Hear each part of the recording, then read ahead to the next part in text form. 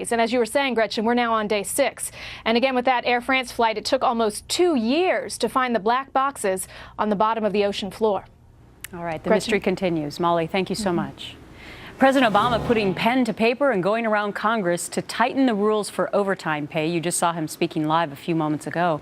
The president's latest executive order, meaning small companies will have to cut bigger checks for millions of workers. Again, this is a live shot of the president about to sign this overtime new regulation.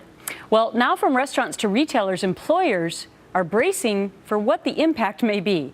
Gene Marks is a small business owner and a CPA. So, Gene, is this good news or bad news for small business? Well, it can't be good news, Gretchen. I mean, it really has not been a great few months for small business owners.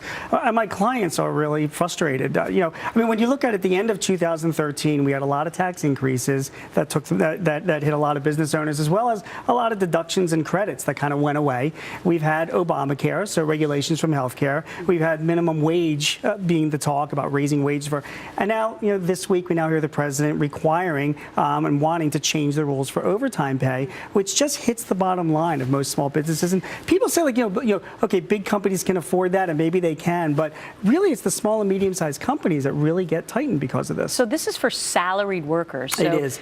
Typically at a restaurant, it would be a managerial position. Correct. But one analogy from somebody who owns 8 Mexican grill franchise restaurants, he says what will probably end up doing is putting all of those managers on hourly rates and then not allowing them to work over 40 hours a week, which means they're going to take home less That's money. exactly right. So, in addition, you've got people that are supposed to be benefiting from this rule, just like the healthcare reform as well, where a lot of people running franchises and restaurants are putting people on part-time to avoid that 30-hour-a-week regulation. It's those people that the president is trying to help. They're actually getting hurt.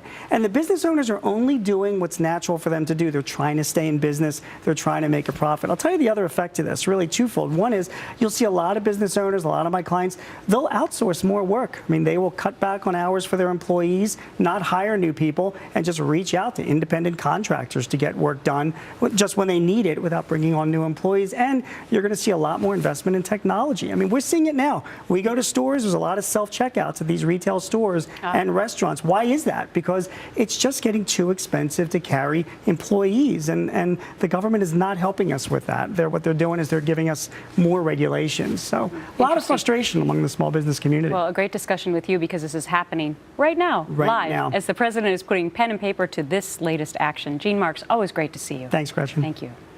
New developments following a massive fire in San Francisco. Fire department investigators now looking into whether a welding torch may have sparked this huge inferno that consumed this apartment building under construction. This